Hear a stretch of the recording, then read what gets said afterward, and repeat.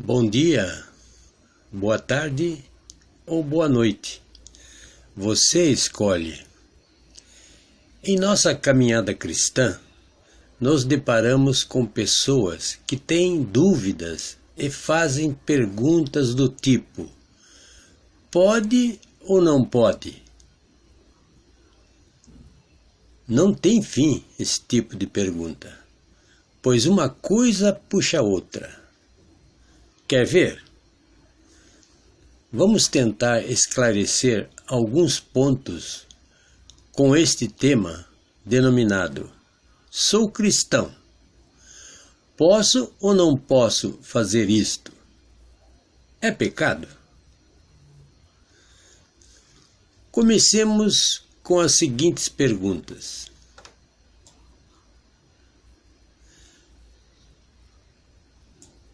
A mulher pode tingir as unhas com esmalte? Pode tingir os lábios com batom? Pode tingir a pele com pós e cremes? Pode tingir ou pigmentar com tatuagem as sobrancelhas? Pode tingir os olhos com lentes de cores diferentes? Pode tingir a pele com bronzeamento? Pode fazer branqueamento nos dentes? Pode usar calças compridas, roupas decotadas, justas? Pode depilar as axilas e pernas? Pode fazer tatuagens no corpo? O que você acha? Em que ponto devemos parar com uma lista assim? E alguém que perdeu o cabelo em uma parte de couro cabeludo decidir fazer tatuagem para disfarçar? Esta pessoa estaria pecando por não querer chamar a atenção para sua calvície? O que pensa numa mulher que usa peruca quando perde o cabelo em tratamento de quimioterapia? Ou uma que precisa fazer tratamento para descolorir manchas da pele? Você só irá entender melhor a palavra de Deus e o real significado do que é graça quando parar de pensar em forma de lista de pode ou não pode. Por exemplo, muito se fala em tatuagem no corpo. O único versículo que fala diretamente sobre tatuagem é Levítico capítulo 19, versículo 28. Podemos entender desse versículo que é pecado fazer tatuagem para cultuar os mortos ou como participação em qualquer tipo de ritual pagão. Deus quer que cuidemos de nossos corpos. Está lá em 1 Coríntios, capítulo 6, versículo 20. Uma tatuagem é uma coisa permanente. Pense bem antes de decidir fazer. Aconselho que faça algumas perguntas. Do tipo: esta tatuagem honra a Deus? Evite mensagens ou símbolos antibíblicos. O processo é seguro? Evite métodos de tatuagem duvidosos que podem causar infecções. Vai ter consequências negativas em minha vida? Em algumas situações, tatuagens podem ser motivos de exclusão social ou até de perda de emprego. Vai ser um bom ou um mau testemunho? Se passar a mensagem errada, não faça. Minha consciência permite? Se a sua consciência não permitir, não faça. Sobre a depilação do corpo. A depilação não é errada, desde que não interfira na saúde física. O fato das mulheres depilarem-se não é uma demonstração de vaidade, mas higiene e cuidado para com o corpo, sua estética e beleza. A mulher tem que estar sempre atraente para seu esposo e, portanto, deve cuidar de sua imagem. Descuidar do corpo, da saúde e da aparência, de modo que não chame a atenção do marido para si, pode se tornar em um grande problema que é evitável. Neste mundo pecaminoso, onde muitas mulheres perderam o pudor a ponto de seduzir homens casados, a mulher cristã tem responsabilidade ainda maior de apresentar-se modestamente do modo mais agradável e atraente possível ao seu marido.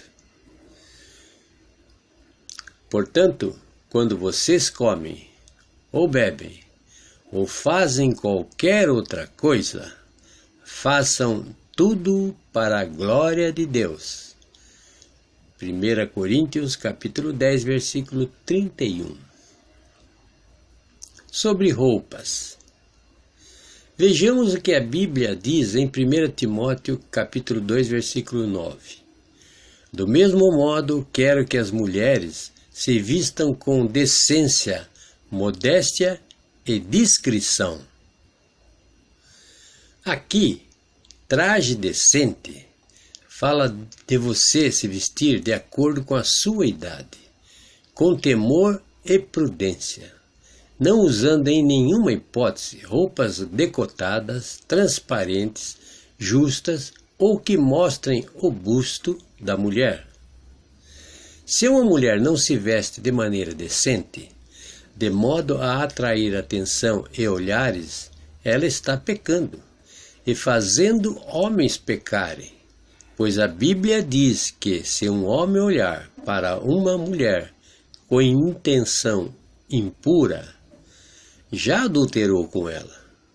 Mateus capítulo 5, versículo 28.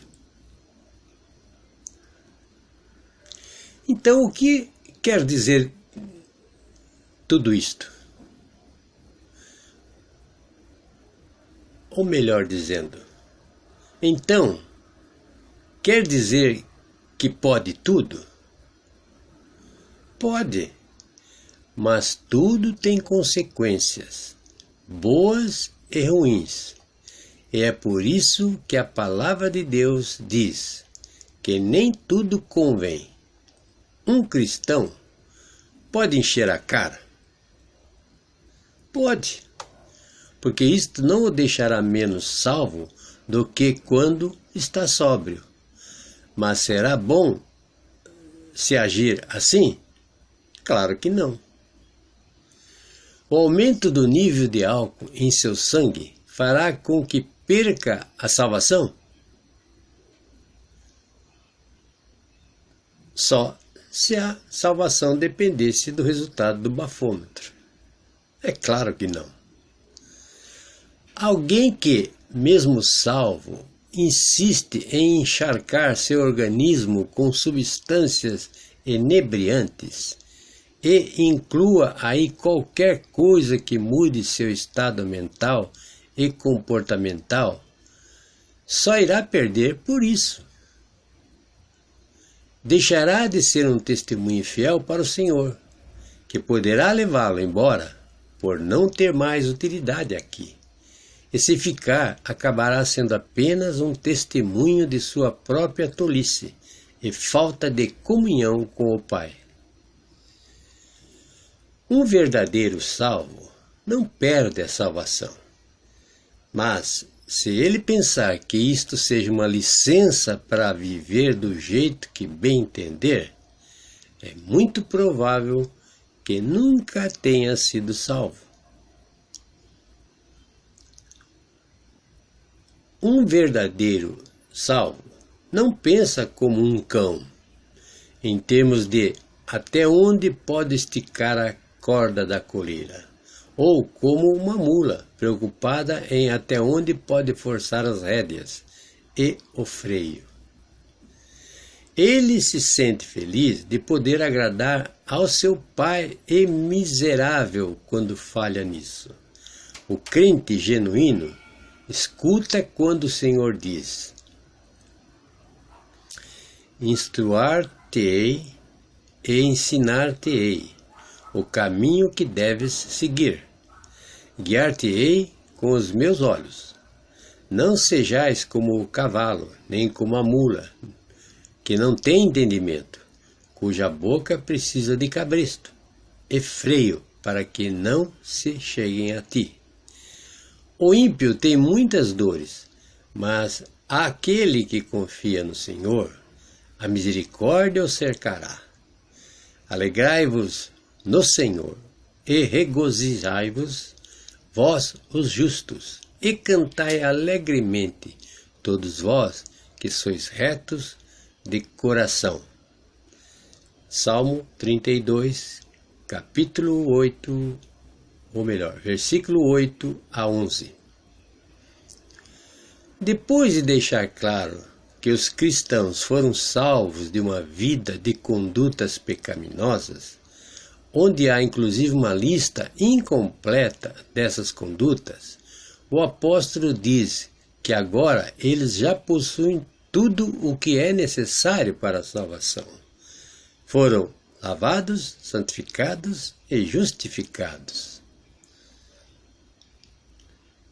Não erreis, nem os devassos, nem os idólatras, nem os adúlteros, nem os efeminados, nem os sodomitas, nem os ladrões, nem os avarentos, nem os bêbados, nem os maldizentes, nem os roubadores herdarão o reino de Deus.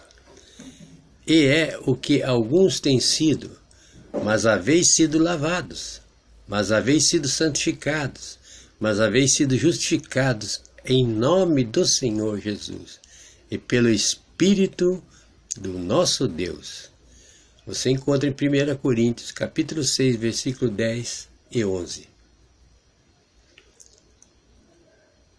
Mas isto não quer dizer que seja impossível a um verdadeiro salvo pecar, pois ele ainda está em um corpo de carne, sujeito a cair em pecado por atos ou pensamentos. Aos olhos de Deus e até dos homens, ele pode não ser mais devasso, idólatra, adúltero, efeminado, sodomita, ladrão, avarento, bêbado, maldizente, roubador e etc. Mas está propenso a cair em qualquer um desses pecados e sofrer as consequências por isso. Entenda que ser algo e praticar algo são coisas diferentes. Eu posso dar um soco em alguém num momento de raiva incontida, mas isto não faz de mim um pugilista. Ou eu posso levar para casa a caneta da firma onde trabalho, o que é o mesmo que roubar. Mas isso não me torna um ladrão profissional. Eu apenas agi como um, mas não sou um. Todas as coisas me são lícitas, mas nem todas as coisas convêm. Todas as coisas me são lícitas, mas eu não me deixarei dominar por nenhuma. Os alimentos são para o estômago, e o estômago para os alimentos. Deus, porém, aniquilará tanto um como os outros. Mas o corpo não é para a prostituição, senão para o Senhor, e o Senhor para o corpo. 1 Coríntios, capítulo 6, versículo 12 a 13. Nenhuma outra passagem a palavra de Deus diz algo semelhante, mas lá associada à idolatria. Não podeis beber o cálice do Senhor e o cálice dos demônios. Não podeis ser participantes da mesa do Senhor e da mesa dos demônios. Ou irritaremos o Senhor? Somos nós mais fortes do que Ele? Todas as coisas me são lícitas, mas nem todas as coisas convêm. Todas as coisas me são lícitas, mas nem todas as coisas edificam. Ninguém busque o proveito próprio, antes cada um o que é de outrem. Comei de tudo quanto se vende no açougue, sem perguntar nada, por causa da consciência. 1 Coríntios capítulo 10, versículo de 21 a 25. Antes que você saia por aí quebrando imagens de Aparecida, saiba que a idolatria praticada no mundo pagão, como em Corinto, nada tinha a ver com Maria ou com os chamados santos católicos.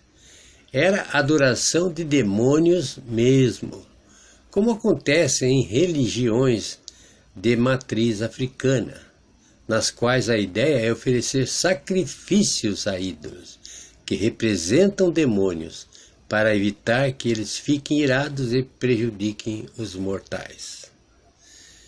Mas existe uma idolatria mais sutil praticada por muitos cristãos, inclusive em igrejas neopentecostais, que pregam o evangelho da prosperidade, que é a avareza ou amor às riquezas. Você já deve ter confessado a Deus pecados de natureza sexual ou violenta, mas alguma vez passou por sua cabeça confessar o pecado de querer ficar rico? Já pensou nisto enquanto estava na fila da lotérica? Para as práticas quaisquer que sejam, as que não convêm nunca irão fazer você perder a salvação, mas trarão consequências tanto para a sua saúde quanto para seus relacionamentos. E o mais importante, para o seu testemunho. Se você já ouviu falar de pecado para a morte, isto é uma disciplina que Deus aplica àqueles que, mesmo estando salvos, já não servem para continuar vivendo aqui por causa de seu mau testemunho. Deus pode decidir tirar da terra um verdadeiro salvo que insiste em viver de maneira ofensiva ao testemunho de Deus. Aprenda, de uma vez por todas, que a salvação não é pelas coisas que fazemos ou deixamos de fazer, mas apenas pela fé em Cristo e em sua obra. Sua morte na cruz, sua ressurreição em carne e ossos e sua ascensão aos céus. Salvação não é uma recompensa por boa conduta, mas a anulação da pena por outro ter tomado o lugar do réu na condenação. Se eu e você valorizarmos a obra de Cristo na cruz e aprendermos o quanto o Senhor sofreu para nos salvar, seremos mais seletivos em nossa maneira de pensar e agir para evitar desagradá-lo em alguma coisa. Se eu não puder fazer algo em nome do Senhor e para a glória de Deus, talvez seja melhor não fazer. Isto me faz lembrar de um irmão que durante a refeição recusou-se a encher novamente o prato, dizendo: "Até aqui foi para a glória de Deus." Veja, e quanto fizerdes por palavras ou por obras, fazei tudo em nome do Senhor Jesus, dando por ele graças a Deus, Pai. Colossenses capítulo 3, versículo 17. Boa parte deste elucidativo texto é de autoria do irmão em Cristo Mário Persona. Espero que tenham gostado e que possam recomendar este vídeo aos seus irmãos cristãos. Fique com Deus e até a próxima mensagem.